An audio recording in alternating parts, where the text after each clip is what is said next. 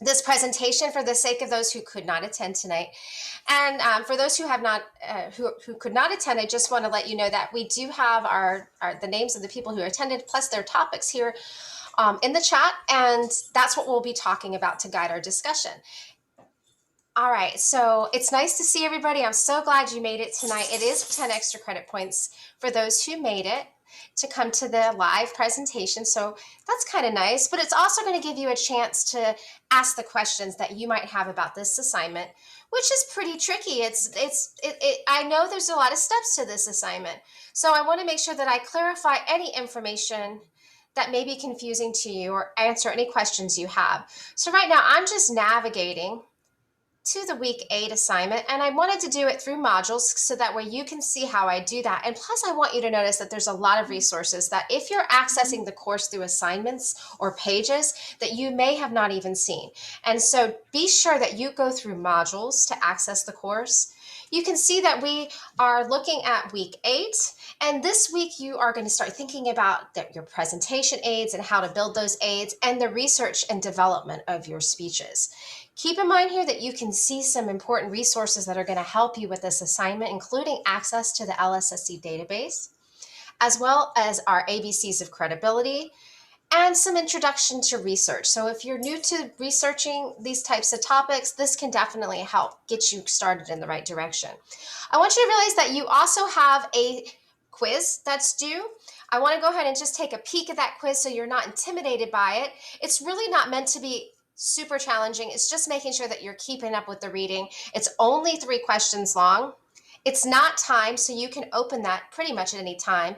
You can see that it's chapter 13 and 15. And I'm just going to, if you don't mind you all, I'm just going to mute your mics just so there's no background noise, but I will let you unmute your mics to ask questions. But you can see that the links are there for you. And the first question is asking you about presentation aids. What are some great advice, right? What are important rules that you would use to offer great advice on presentation aids? And I want you to explain why. So don't forget to explain why that's important advice. And you can find that in the resources or in the lecture notes that I gave you. The next question asks you, one mistake that speechwriters make is they use difficult language. So I'm asking you, why is it better to use simple language in your speech writing? And what are some ways as speakers we can simplify the language to make it clear and easy to understand? And chapter 15 offers you those questions. And then finally, the last question, it asks about learning styles, the VARC learning styles, which you'll find in chapter 15. They're visual, auditory, read, write, and kinesthetic. So how can you build your speech message and use your visual aids to help people of different learning styles? Now, it's a little trickier when you're online, right? And you're doing this. So just thinking about ways that you all will be able to do that in your homes, or if you're coming to class, you'll share your screen much like I am now. But I just wanted to let you know that that quiz is due this week. And then going back to this module, I'm just hitting back to get back there. You can see that the week 8 assignment is there. One more thing before I open that week 8 assignment is I'm going to scroll all the way down to the bottom of the page. Because if you haven't navigated this yet, you may not know this. We have outline samples and templates that might help you with your informative speech. We also have our help with research, citing sources, MLA and APA citation, and access to Jasmine Simmons here with chat with a librarian and our library guide. So I just want to make sure you can find these tools because they're going to help you to be successful in this speech. All right, so I'm going back. I don't want to make you dizzy, but I'm going to go back pretty quickly because I know it's a long scroll. All right, so I'm going to go ahead and open up the assignment. Can everybody see the... I'm so sorry. Can everybody see the assignment on their side? Max, come here. Come here. Is everybody able to see that? Did that open up to the week 8 assignment? Shh. I'm going to try making quiet. Okay. So I'm going to just scroll down here, and you can see that it's got 3 parts. The 3 parts, okay, thank you for answering me in chat. The 3 parts, the first part is going to be giving me a brief audience analysis. This is a brief paragraph on who your audience is and how you're going to build this speech to help achieve your speech goal. So if your speech is to inform us how to be happier How are you going to reach the people that you're speaking to in the room? It's not inventing the great audience. Some of us want to have, like, in an ideal world, this would be my audience. They would all be ready to listen to my speech. No, it's the real world. Who are you actually speaking to? Are you going to come to the Zoom meeting? So are you speaking to your classmates and you want to consider those demographics? Are you going to be in front of your family members and friends and consider those demographics? Are you going to be in front of coworkers or colleagues? So thinking about those demographics, how are you going to build this message to meet their interests, their needs, their goals, and their attitudes, beliefs, and values? So that's what I want you to be thinking about. So one paragraph doesn't have to be hard, doesn't have to be complicated, but I do want you to think about audience analysis, like we did with the week 4 assignment. When you analyzed the advertisement and you thought about how that ad was being built for the audience, that's what you're thinking about. How are you building the message for your audience? The second part of this is a brief outline. And when I say brief outline, it's going to be just your main points and transitions. So it doesn't have to have everything, and I certainly don't expect it to at this point. So just what are the 3 main points you're going to cover? And how might you have a transition there? Would it be, first of all, I'm going to talk about this. Second of all, I'm going to talk about this. And lastly, I'm going to talk about this. That's what I'm looking for. I'm just looking that you're starting to build a speech design there, okay? But it may help you to start with the last part, which is what Jasmine's here for tonight, first. The last part is probably the hardest and most important part of this assignment. It's the part that you're going to want to spend the most time on. It's finding 3 sources of research that are going to be used in your speech. It's okay with me if you end up adding more, or even if you have to take a source away. But I do want to see that you're able to find credible research, and then you're going to use a little bit of thought in annotating that research. And when I say annotating, it's just addressing in a brief paragraph, and this one says 4 to 6 sentences, about how you're using that source in your speech. So you'll build your MLA citation, and there's a few samples of that, right? And then you'll offer a brief annotation about how that source is valuable to your message. Now, you can use the ABCs of credibility to think about what makes that source valuable. Why is that source credible? But specifically, what are you going to take from that source? Did they offer valuable statistics that help you to show the audience how important the issue is? Or does it help you to examine or explain something, simplify it for your audience? Is it a source that teaches them a definition? Whatever the case may be, you're going to build that into your brief annotation, about 4 to 6 sentences. And I gave you a couple examples here to look at. And these are both database sources to give you an idea how you might write your annotations. You need to do that for 3 sources for this assignment. And that's why I say sometimes it's easier to start here and then, okay, now that I've done the research and I'm feeling good about what I want to talk about, and I see that the research is here and it's helping me to achieve my speech goal, now I'm going to say these are my 3 main points that I'm going to work with. And then, now that I know what I want to do, it's easy for me to say, okay, I'm going to be really careful with my audience because I know one of them doesn't know anything about this. And so I want to make sure that I'm able to teach them this clearly. Or I know my audience isn't as interested as I am in this topic, but this is how I'm going to make it meaningful to them. So then it helps you kind of work back up. Does that make sense? It helps you to work upside down sometimes, right? It's always better to build the body of the speech before you try to go and do the introduction and conclusion, because once the body of the speech is written, it's a lot easier to think of how am I going to capture their attention. And now I know the 3 main points that I'm going to cover. So it's easy for me to write that thesis and then preview statement. And then of course, how are you going to end strong? Well, I know what I'm going to say, so I know how I should end it. That kind of thing helps, and especially if you're like me and you get writer's block sometimes. All right, I know I talk fast, so I'm going to give you a moment just to reflect on that. I do have a sample that I want to share with everybody, but before I share that sample with you, I'm going to show you that I do have a rubric here that I use to grade, and I'm just looking that you have, some organization there. I'm not expecting you, it says supporting details, but really I'm just looking for transitions, that you understand what transitions mean. If you want to add a little bit of detail to the main point, that's fine with me. The big one for me is the annotations, that you spent some time thinking about that. And then the credibility of your sources, that you really thought, is that source reliable? Is that source one that I can trust? Can I stand by that source to know that they're going to provide reliable information? I didn't just go to the first source I found on the web and just said, wow, I got that done, right? I really thought about that source, because there's a lot of fake news out there. And Jasmine's going to talk a little bit about how you all can find some good sources. All right, so I have a sample that I am going to share with you because I think it will help you all to see that sample. I'm trying not to monopolize all the time here today, so bear with me.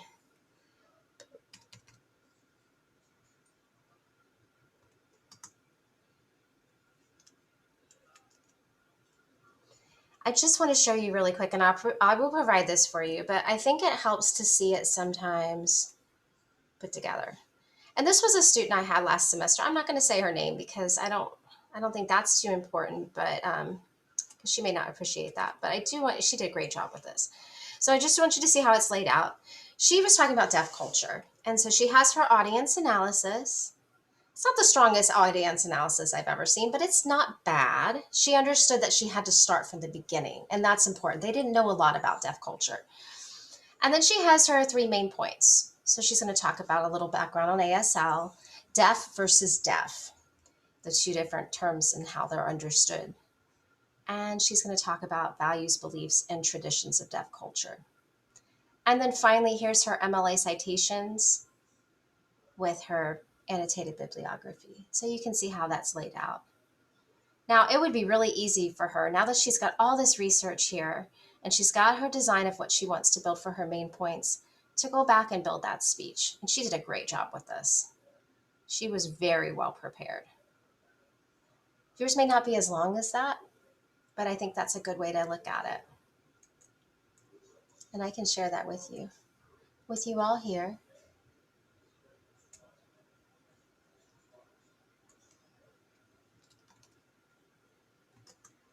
What questions do you have for me? Feel free to unmute your mics if you want. And there's that sample assignment.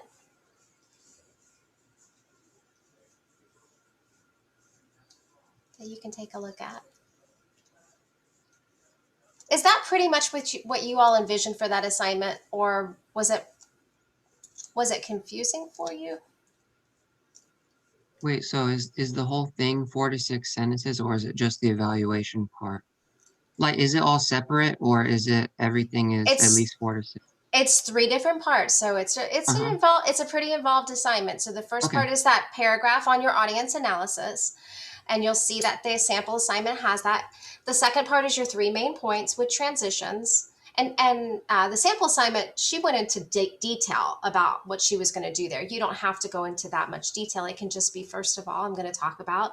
Second of all, I'm going to talk about. And lastly, I'm going to talk about. Or actually, no, I'm sorry. I wasn't specific. I meant the annotation parts where you put the citations. Is it all separate, like the evaluation and then the summary and then your plan, or is it all just... Oh, she has it on what you can put it all in one document for sure. So that's fine. I think this sample is just it's one document, 2 pages. So the first page is the audience analysis and the overview of the assignment, the speech, and it's 3 pages. The last 2 pages have the 3 sources of research with an annotation to accompany each one. And each annotation should be about 4 to 6 sentences. So about a paragraph in length, a nice hearty paragraph.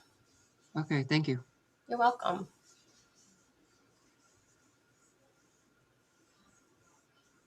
Any questions? All right, so tonight I'm going to turn it over to Jasmine Simmons, who is going to take you through some of the research. And you all are welcome to follow along with her if that's what you'd like to do. Just go from source to source. If you'd like, while you're following along, if she puts in a search category and you want to try to search your search category, please go ahead and do that. But I do want you to be familiar with the different sources of research that she takes you to. So don't navigate away from where she's at. Just search your material where she's at. Does that make sense?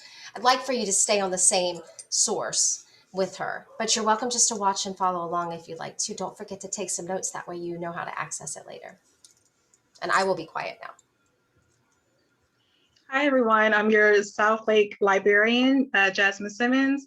We also have two other librarians, Anna and Andy. So if you ever need to reach us, please feel free to email me at Simmons, SIMMONSJ@lssc.edu.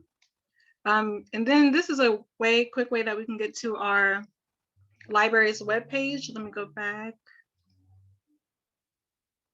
So from lssc.edu, you can actually click under the Lake Hawk Links tab under Library and Learning Center, select that, and this will take you to our homepage. So for tonight, there are 4 steps for when you're researching. So 4 words to remember: identify, evaluate, use, and cite. So for evaluating, when we're beginning our research and looking for background information for our topics, there are actually a couple of ways from our library's website that you can do that. For one, you can go to the subject guides.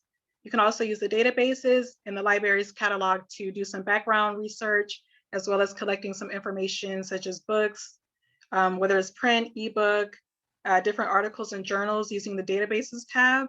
And then our subject guides, they're pretty much web pages created by our librarians, and they curate different information based on subject areas for the best databases, ebooks that you can use from the library, etc., to help with developing your topics or finding information. So we do have a subject guide for speech. You'll just click on the speech tab and click on Upchurch's LibGuide, or a subject guide, you can call it. And we do have some information on how to get started with your research. We have a short introduction, websites for finding a topic. For example, we have procon.org, Room for Debate. We also have ways that you can find videos if you wanted to find that for your assignments. Pro-con databases, general databases that you can use. And I will honestly say that the general databases are very helpful, especially if you have a broad topic.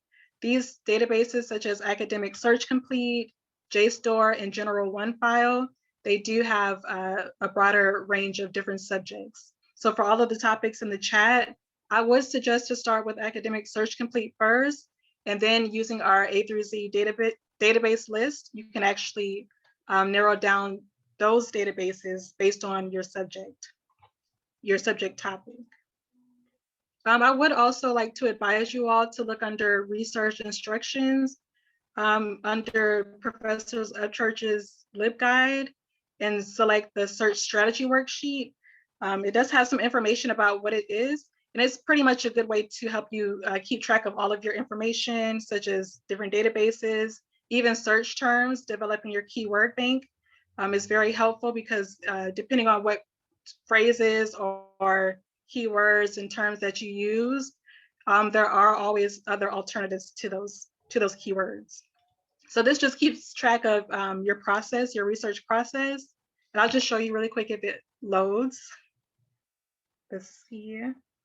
So we do have a blank sheet, and then we have a sheet that's filled out. This one is the one filled out. So based on your topics, you'll have your question or your research topic. And from that, you will have to identify some of the major concepts and keywords. So for example, my topic was social media and how it impacts our daily lives. So social media, impact, and daily lives are the 3 keywords that I pulled from this sentence. And then in step 3, you'll have to look for alternative keywords or phrases.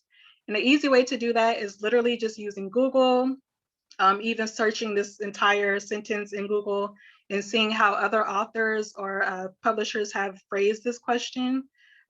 So maybe you'll see that social media could also be called social networking when you're searching in the databases and catalogs.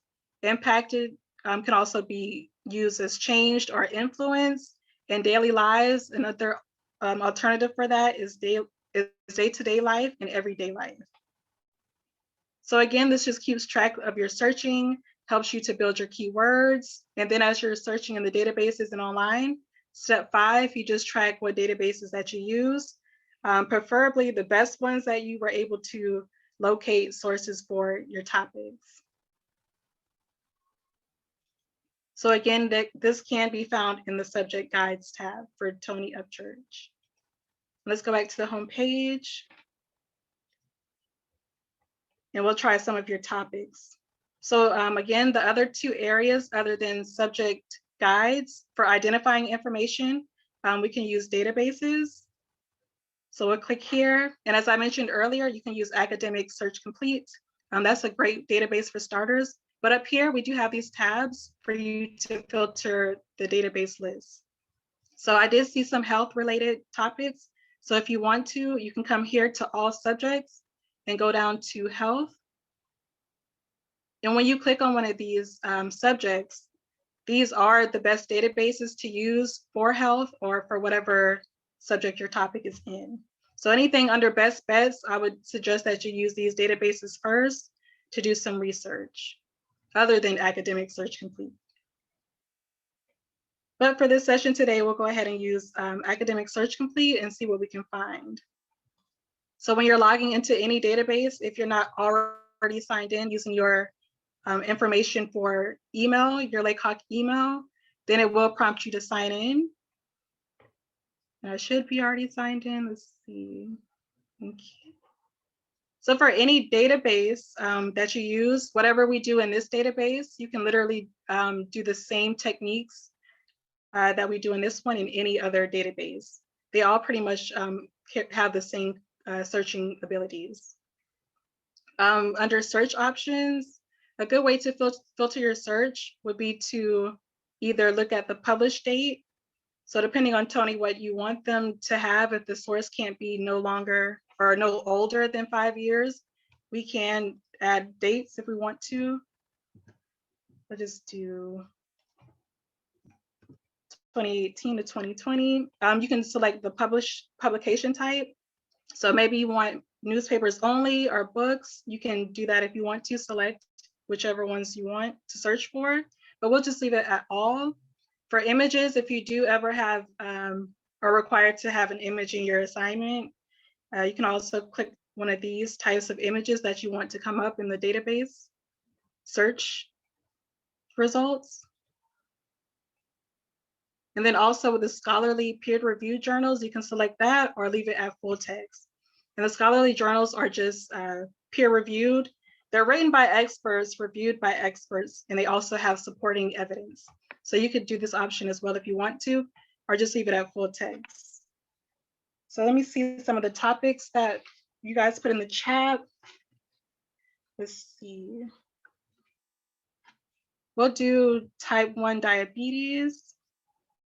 And this drop down here is very helpful. Google also has this feature too, which is called autocomplete. This could also be very helpful too in building your keyword bank. So we'll do a basic search for type 1 diabetes. And let's see what comes up. So we have almost 7,000 results. If you want to narrow down your results, again, this is the same as any other database. It may look different depending on what database you use, but they all have a way to refine your results. So you can come over here, again, look at the dates. You can do the source type, so academic journals, magazines, you can select from that. I would also suggest looking at the thesaurus term. This can also give you some ideas on what you can search as far as diabetes, type 1 diabetes. Maybe in your speech, your informative speech, you can talk about blood sugar and how that's affected in people who have type 1 diabetes, and even how to control their sugar. So maybe that could be an idea for you. Again, collect these keywords and add it to your keyword bank so we can start mixing and matching different words that you come across in your searching. I would also note to even look at some of the descriptions, note that information. Again, I'm gonna keep repeating a lot of things to make sure you guys remember. But again, it's very important to be able to expand your search, especially if it's very broad or even if it's very narrow. Again, we do want to have some keywords that we can build so that we can mix and match to help us either get more information or be more specific about what we're trying to actually look for. So we don't have to look through 7,000 results. So let's see, we'll do blood sugar. And I'll just pretend that that for me would be something that I would talk about in my informative speech. So let's see. For example, we'll go ahead and choose this one. Always look underneath the information to see if they have a PDF full text that will take you to the actual article. And sometimes they won't have it. It will just have the HTML full text, and that's fine too, as long as you can get the information from the article.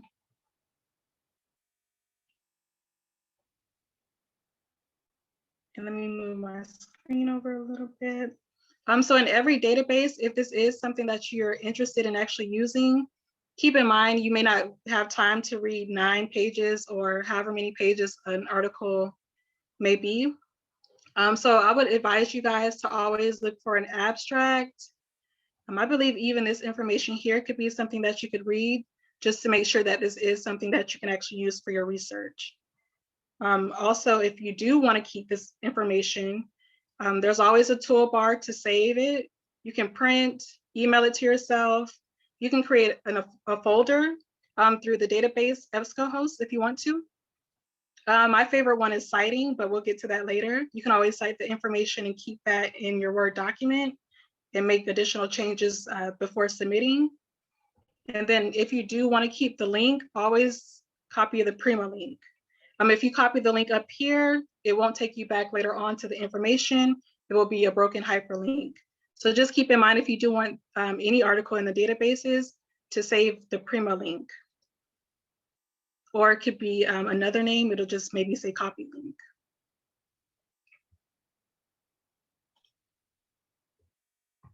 Let's go back.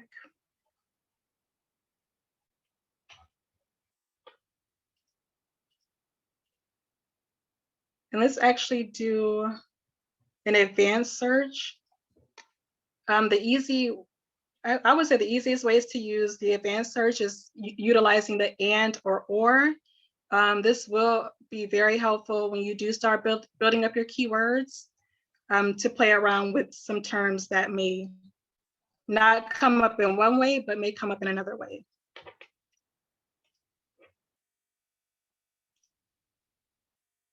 Oh, thank you, Tony. So let's see. So maybe we could think of it this way. Sometimes authors may actually spell out one, so keep that in mind. So with and actually broadens your search. Well, I'm sorry, it actually narrows your search, and or broadens your search. So maybe we can do type 1 diabetes and type 1. And they do show it here. We can search it. So the database will recognize both ways of spelling one. So maybe this can broaden our search, which it did.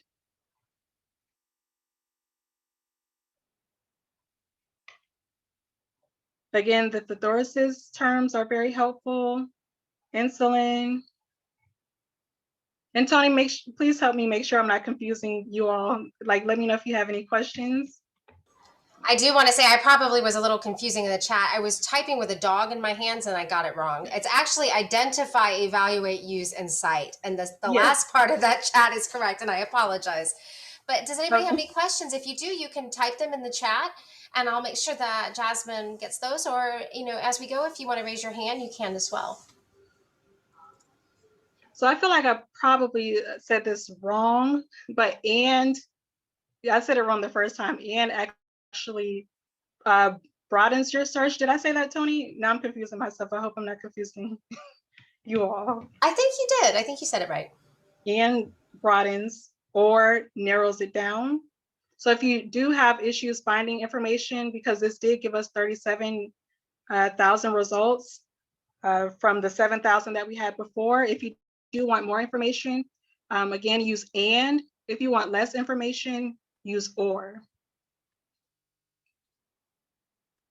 And again, this is just based on your topic and what you're researching. And we can do another topic and see what we can get. Let's see. Jasmine, will you say that one more time for us? Yes. Mm-hmm. So and broadens our search and or narrows it, correct? Yes.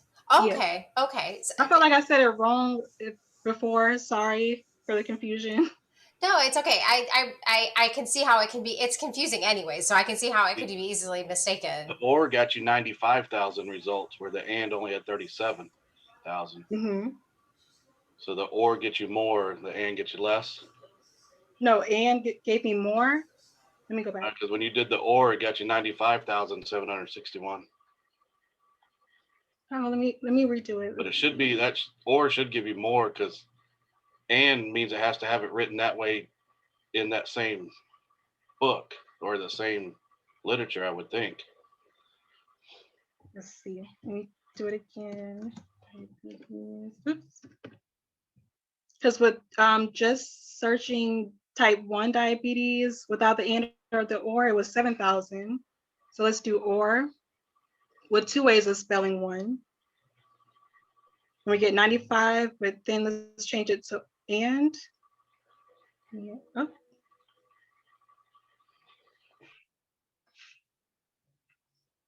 Oh, yes. 37. Thank you. Yep, I knew I was confusing. I'm sorry. No. I don't know who said that, but that is correct. Good call, Chad. Yeah. So now I bet you all won't forget that now. So Please that's don't. good. Sorry. That's good. Now I learned something too. I didn't realize that in the chat. that changed it so much. Yeah, I will put that in the chat. I use it a lot on a work order database I use at work, and it's everything's and or, and I've had to learn how to use all that because it crashes all the time, because if you do it one way or the other, it gives you totally different results. Mm-hmm. That is very true. Thank you for clarifying and helping me with that. I'm like, I know I'm saying it wrong. Oh, got a brain fart. Can you add that to the chat, please? Oh, I can't even access that.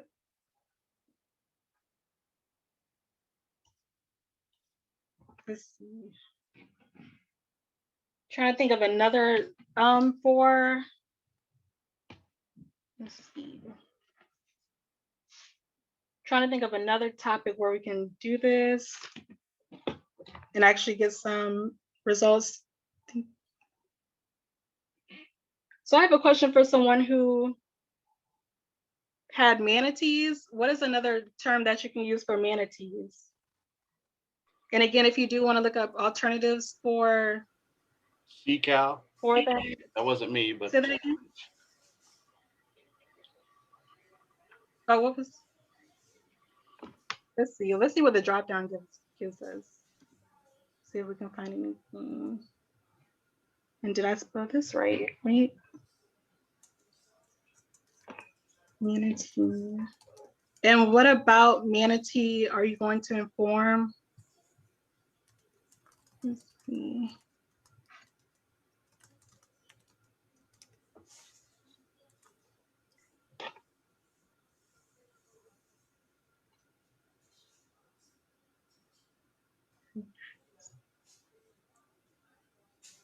Okay, so another topic, and we're not going to use the and or the or, unless you do have an alternative to that. I did see something about someone had a topic for saltwater fishing. Is there another term for that? Then that's when it is best used to use the and or the or, again, to either give you less results or more results based on your topic. If your topic is already very specific, I would stay away from trying to narrow down searches, because if anything, you do want more to see what's out there and what you can use to explain in your speeches, in your speech. How about pathogens? Would this be a good search engine for that? Let's see. And that could also be germs, right? Oh, I saw something that came up as bacteria. Oh, okay. For Yeah. pathogens. And actually, well, let's try this first. Or I think they said viruses too. I heard that. Yes.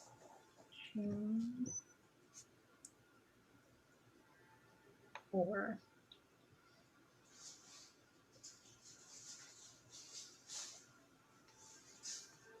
oh wow, there's a lot of results.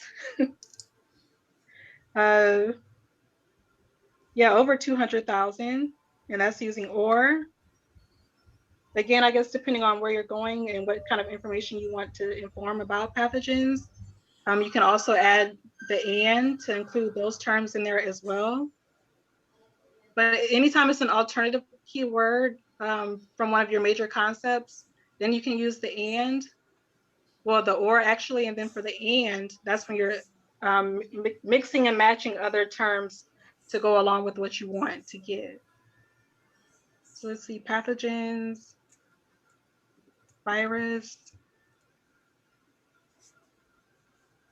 We'll just do "and" and see what comes up.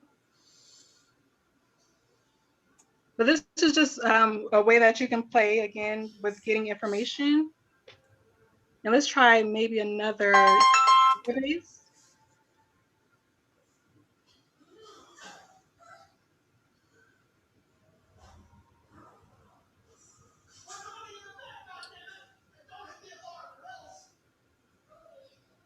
So let's see. And keep in mind, there are different ways that you can actually evaluate information as well. So if you are concerned about if this is actually a credible resource, you can look at it in 4 different ways. So really quick, after identifying, you do want to evaluate. And this, I would only suggest evaluating your research or any research that you find when you're using the web and not the databases, because again, a lot of those articles in the databases, library databases, they are already have been through a peer-reviewed process. And this is information that was written by experts, reviewed by other experts, and they do have factual information. So again, they do have a process to make sure that the information that they publish is actually credible. So the only time I would use the evaluation, which you can find here on our website, the evaluation infograph,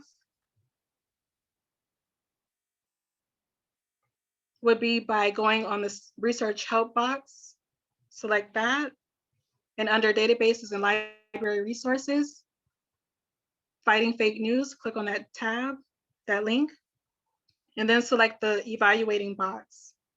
And this is a very useful tab in our library's website to actually let you know how credible or reliable a source is. And again, I would use these for .coms, .nets, and sometimes even .orgs, because a lot of those types of websites, other than .edus and .govs, they are pretty much created by literally anybody, and anyone can put information out there. So if you want to make sure that they're credible, we do have this infograph called How to Spot Fake News. So you do want to consider the source, even investigating the website and looking at their contact information, read beyond the headlines and get the whole story. You also want to check the author to see if they're credible and if they're even real. There are a few websites that the librarians have gathered where the person is not even a real person, they're fake. They even have, they claim that they're a mayor of a city, but then they have Brad Pitt's photo and claiming that he's the mayor. So it's like little sites like that where it may look real, but if you actually click on the contact information, you'll see that it doesn't exist. And sometimes they'll even tell you. So you do want to keep in mind, is it a joke? Because it could be satire. Also check the date. Has it been updated since? Is the information current and relevant? You also want to click on any hyperlinks that are on the website. Sometimes those can be broken or lead to nowhere. Check your biases and consider if your own beliefs could affect your judgment. And if you are still concerned about whether that website is credible, you can ask a librarian or even use a fact-checking site as well to determine that. This is very useful too. It's pretty much the same as the one on the left, our ABCs of evaluation. Again, you want to look for authority. So is the author even qualified to write on the topic? Is there any contact information? Do they have any credentials or organizational affiliations? The side note, in the databases for the library, anything that is published in a journal, they will have the author's credentials, including their educational background as well as any other works that they have done. Bias. Does the author appeal to emotion? Are they trying to sell, teach, entertain, or persuade you? Is it propaganda, opinion, information fact, content? Has that information been reviewed? Of course, for databases, again, it has. For websites, you do want to look into that as well, the content. Look for any spelling and grammar errors.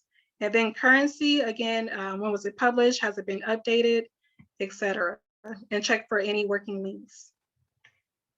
So keep this evaluating news tab in mind for when you do want to make sure something is credible using mainly .coms, .orgs, and .nets. I would say that .edus and .govs are educational for the .edu, and then the .gov is governmental. So those would be sources that I would say that are okay and that you wouldn't have to be concerned with as far as if it's credible, accurate information. Oh. So I'm so sorry, just a quick recap for identifying, again, getting some background information. You can always click on the subject guides, visit our databases and our library's catalog. And if you ever want to evaluate information using the web, always go to Research Help tab. And then look for Fighting Fake News and click on the evaluating box to use our infographics to guide you. And really quick, I know we were earlier in the databases, but the library's catalog, I'm not sure if any of you have actually used this, but this is a helpful resource as well. I would suggest to mainly use it for ebooks, streaming videos, and even print books in our library. And we do have governmental documents as well. So let's see.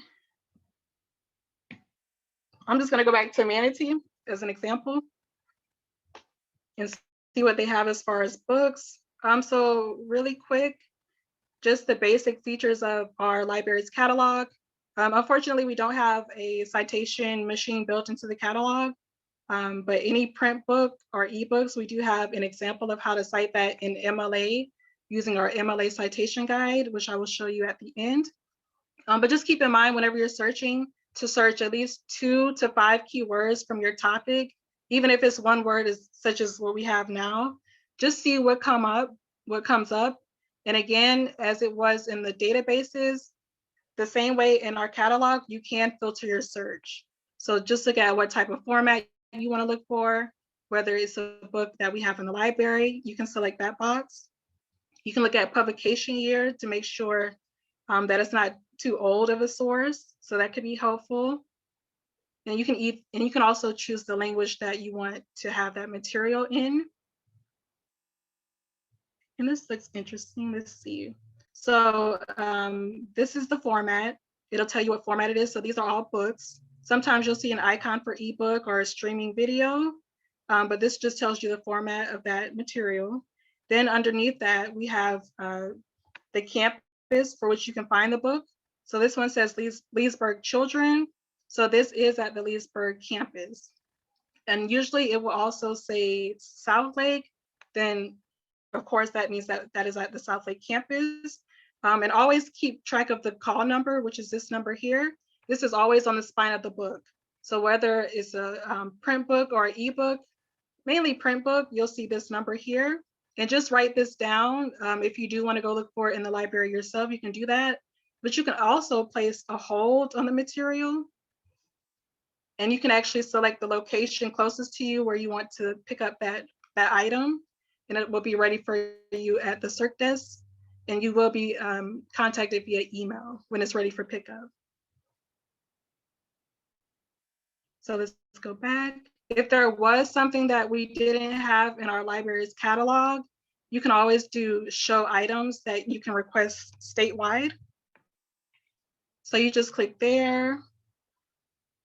And just to sum it up, if there is another college in the state of Florida, you can get that book requested to be sent here to LSSC for pickup, and usually it will be for a couple of weeks. If it is a material that you really want, even ebooks, I've had students request ebooks this way, which is our interlibrary loan. And you can do it that way as well if another institution does allow for you to do that. So those are just a few things to keep in mind when using the catalog.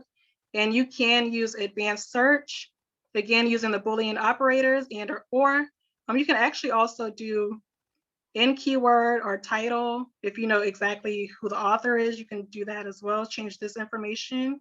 Even if you have the call number, but you're not sure what the book title was or who the author is, you can change this field here and type in the call number. If for some reason you find it maybe just searching online or even in the databases. So let's go back to the home page. Let's see. And any questions so far about the catalog? Again, these are best used for ebooks and print books. And databases literally for everything else.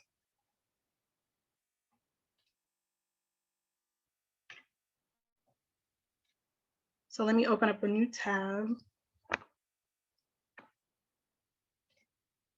Some tricks that you can use, and let's do lift stations as an example. So when you're searching your topic using Google, there are some tricks that you can help you to actually get some information. So one feature, if you're gonna research lift stations, you can also do site:/.gov. If you want information from government sites or even educational sites, you can do .edu. But I think we'll try .gov. In this way, when you're searching in Google, this will have all of the results come up from government sites. And just going back to keywords, I see something from ClaremontFlorida.gov, wastewater lift stations. So maybe wastewater could be a keyword added to your search. So if you do have trouble finding information about lift stations, maybe try to include wastewater. I don't know what route you're taking. Because this is the first time I've seen this topic too. So maybe that's an idea. Let's see.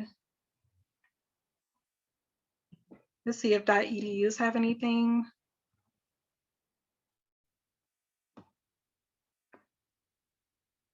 Information about design. Some information also highlights in the search pumping station. So again, going back to keywords, we can add that in there as well. Wastewater pumping station. And even try searching this in Academic Search Complete and see if you can actually find anything. Just depending on how it's worded in there, we can play around with some of these words that we found here in Google. Let's see. Oh, another tip, other than using the site:/.edu or .gov or even .com if you want to, just use the evaluation tools that we have. You can also do file type. Let's see. And I think it's in this format.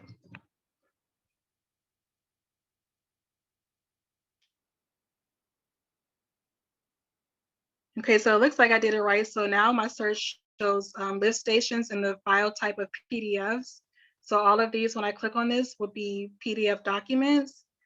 Let's see, so some information, even though it's a little older, from a .net, cityoforlando.net. Maybe this could be some information that you could use. Also look at people also ask section to see how they even worded some of this information, such as what is the purpose of a lift station? So maybe in your informative speech, you can explain the purpose of that. Click on this and see where it takes you.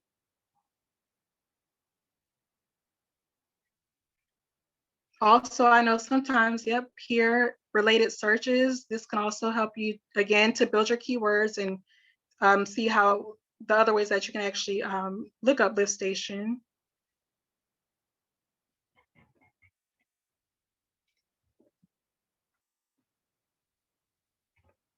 And I saw someone with a topic of history of Disney.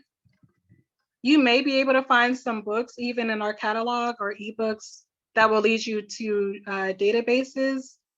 But if you do have a topic like this, if they have a Wikipedia page, which they do, I wouldn't advise you to actually use Wikipedia as a credible source. But you can always look at their external links page, their references page, as well as their further reading page. Because this will give you, this will send you out to the information that they use to put this page together. So I would advise, again, to look at the very end of any Wikipedia page for your topic and pick out the most relevant sources that you can use for your speech.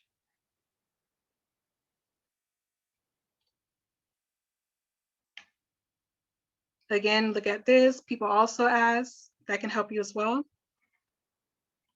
And the related topics down here. And then if you want to use Google, you can use Google Scholar. And you can actually link our library's page to Google Scholar. So anytime you're searching in Google Scholar, they will let you know whether or not we actually have it full text at LSSC. So when you get here, you'll just go to the 3 bars up here. Let's see, we'll try settings, library links, and then you'll just type in LSSC or spell it all the way out, Lake Sumter State College. And I have already done this, so this will come up here, Lake Sumter State College, full text at LSSC. Just select it and then save it. So again, anytime you're searching using Google Scholar, it will show you on the right-hand side whether or not we have it in full text. And for a topic like ADD and ADHD, when you're searching, obviously you can actually spell out the terms instead of abbreviating it to help you with finding more research. When it did give me an auto complete. So maybe this could be helpful depending on what you want to discuss about ADHD and ADD. So medication could be added to your keywords if that's what you want to discuss. Some treatment, teaching strategies. So here we do have the full text. If this was something that you would want for your research, you'll just click on the full text at LSSC. And luckily it'll usually have a PDF for another website or institution, but keep in mind, if you do click on the research gate, sometimes it will not be free. It'll send you to a page where they want you to pay. Luckily this one is, but never pay for an article. If it's something you really want, just let me know and we can have our librarian see if we can get you a copy of whatever book or PDF that you're trying to access. So full text will lead you back to, through our website, to the databases that we're subscribed to. And it will give you access to that information.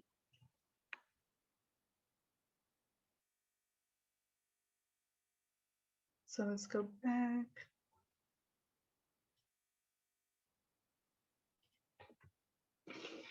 Okay, so back on our homepage, we discussed identifying, evaluating, and now once you do find sources for your paper, your speeches, then you want to be able to actually use that information in your papers or even verbally in your speech. So I do have a video that I would like to share with you all, narrated by my colleague, Anna. And let's see if it will actually play. But this is just 3 ways that you can actually insert your sources in your paper. So let's see.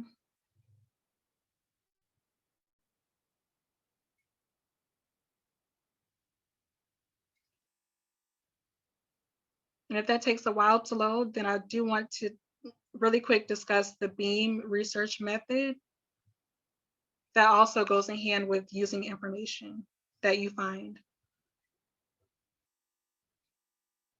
Let me know if you can see the PowerPoint, Tony. Adding an in-text citation is a major component. You might need to stop the share and reshare again.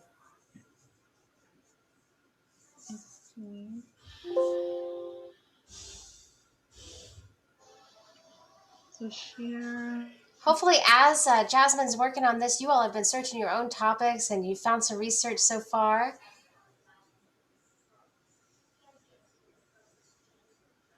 So, Jasmine, how much longer do you think? Because I'd have a student who's asking, they have a test to do tonight and they just want to check in on how much longer we will be in this meeting. What time is your class over? Is it already over? Well, we've been You here. know, We've been here for just about an hour, so maybe 15 more minutes. Mhm. Would that be good? Okay, so we'll be here for about 15 more minutes. And that will be the length of a class period. So I may not be able to show the PowerPoint, but I can send it to you, Tony, to maybe post in Canvas. I would love to do But that. it is okay. Thank you. Yeah. It is narrated by Anna. So let's see. But there is another thing that I want you to consider when using information. It's called the BEAM method.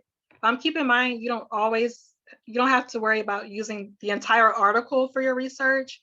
Maybe it could be something that gives you some basic facts about your topic or general information. So BEAM for B stands for background. Use that source if it can give you, again, general information or basic facts. E, exhibit. You can look at the results, answers, and claims. And you can use a source as evidence or examples to analyze in your paper or speech. Argument for A would explain, justify, or prove your point. So use a source to engage in its argument. And then M is for method, theory, style, perspective. Use a source's way of analyzing an issue to apply it to your own issue. So that's just something to keep in mind, not for just this assignment, but for any assignments that you do throughout the semester. And I can go ahead and add that in the chat for you. And then when we get ready to cite information, again, we do have the citing tab. Let me go ahead and add this in the chat really quick.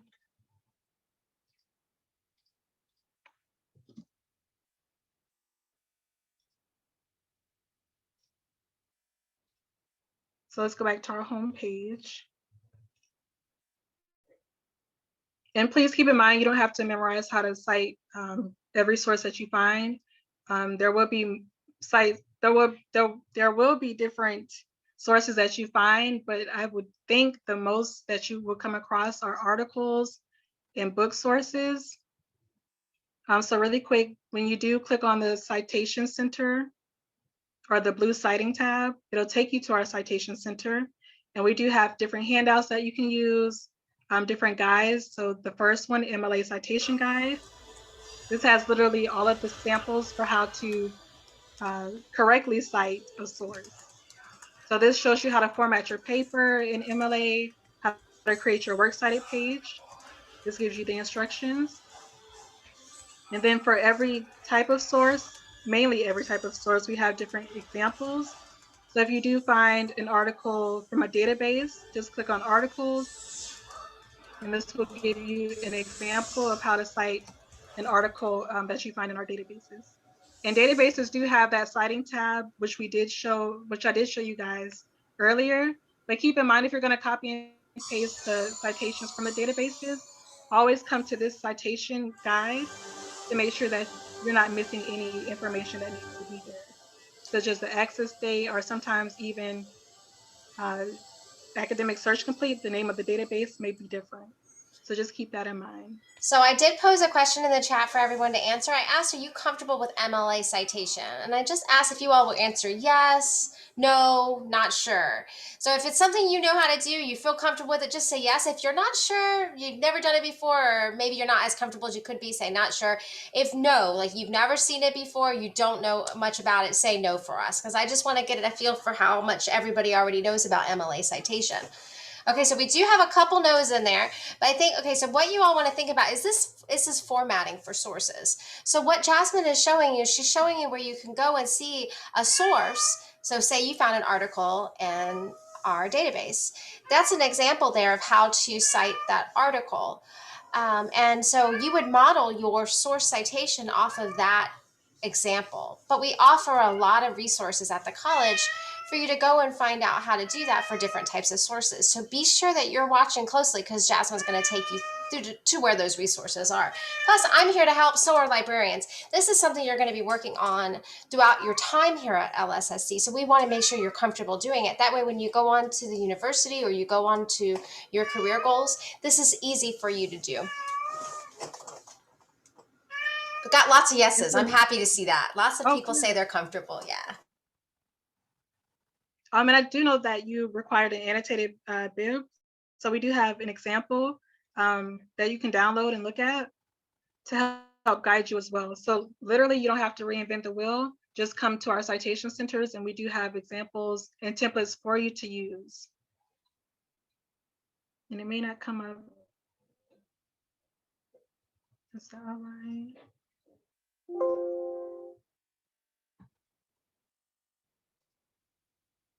And again, I will send the information to you, Tony, for them to know how to incorporate their different sources. There's 3 ways you can do: direct quoting, paraphrasing, or summarizing the information in your paper. And you will use in-text citations for that. And again, we do have samples of that in our citation center in the same MLA citation guide at the very bottom. The last few pages do have ways that you can do in-text. And I do want you to know you are not required to do in-text citations for my work that you're doing for this class, because you're going to be citing those verbally. But the same sources that end up on your MLA citation page are the same sources you should be citing verbally. So don't get that confused. If you're using it for research, you should be citing it orally in the speech as well. And that's the difference in a public speech. So in your English classes, when you're writing papers for all of your other classes, you will want to get comfortable with in-text citation, because that's how they know where your sources are coming up in the page. For us, though, you want to get used to calling attention to those sources verbally in your speech. The same sources that are on that works cited page are the same sources you should be citing in your speeches. I'm here to help, okay? So don't let this overwhelm you by any way, okay? And I'll go ahead and wrap it up. There is a few ways of getting help from us, even if it's not for library help. If you want an English tutor to review your paper, we are on chat even today until 8 tonight. So here on the website, you can just click on our tutoring and reference online. And this will take you directly to our chat to start chatting with either a librarian or a tutor for all of your courses. If you need help with any writing, we do have English tutors who can look at your work, check your grammar, and even help you with sentence structuring. And these are just the other ways that you can contact us for research help here on the left-hand side. The other couple of boxes that we have, services, that's just the services that the library offers, such as printing on campus, which you can do if you do want to go to campus to print. We do have that option, as well as other options. Learning Center, again, this is another way of getting information about what we have to offer. And then you can also get a tutor, virtual tutor, to start a tutoring session. So please feel free to ask us any questions even after tonight on chat if you do have any other research questions, or if you want us to check what you have so far, such as citations, or even help with developing your speeches as far as the research. So if no one has any questions, then that's it for me, Tony. Hang on for just 1 second. All right, so thank you so much for coming tonight. I hope you found this to be enriching and helpful in preparing you for the informative speech. If you feel good about everything, you don't have any questions or concerns, go ahead and just say bye or goodbye or good night or something in the chat just to sign out, because that lets me know you're still with us, right? You stuck it out to the end of the meeting. If you have questions, hang out. We're here to answer those questions for you. And Chad, I just want to make sure, did you have any success in finding any research for your speech and the sources that Jasmine took you through tonight? Yes, I actually found some under the catalog, I think it was. Awesome. And that's perfect if you want to use a source like that. Were you able to find it as a PDF full text? Well, there was like books, and then I didn't know where she was at the beginning because I got a small screen, so I was trying to do it myself and look back, but I was going to watch this video later and get back to where she was and see about the PDFs and stuff like that. But it looked like it had plenty of it, so. Okay, so what I can do, and I don't mind doing this at all, is looking up some more of those resources for you when we hang up and see if I can send you some things. remember, you have the Ask the Librarian option that can allow you to chat with a librarian to access those resources if you have trouble. I don't want you to feel lost with the research at all. I have a feeling that you have a lot of really great research already. So I don't want you to feel like this database source is going to keep you from being able to do this assignment. Right. Well, that's why I took the class. So I get the extra 10 points. So if I don't have one, it won't hurt me too bad. Very, very wise, my friend. That was very smart. Good thinking, right? Always Right. thinking. All right. Well, thank you for coming tonight. I appreciate it. Thank you. All right. So I don't have any questions. So just make sure, yeah, if you put your name up there with your speech topic, you will have credit for being here tonight. And just you're signing out now, so that's fine. So don't worry about that. All right. Questions? Who's got questions? Nancy, do you have any questions? Oh, you're muted.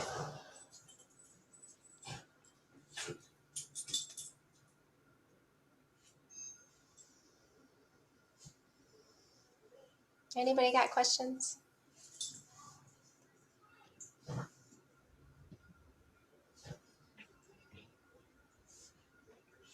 I think some people might not be on the call anymore. Amy's still here, so she's signed off. Sometimes that happens. That's why I make them sign out too, because if not, if you all don't have any questions, you are free to go. Thank you so much. I hope you found this to be insightful and helpful towards your assignment. I know it's a big one, so I just want you all to feel prepared. But I'm available if you have any questions. You can always reach out to me after this call.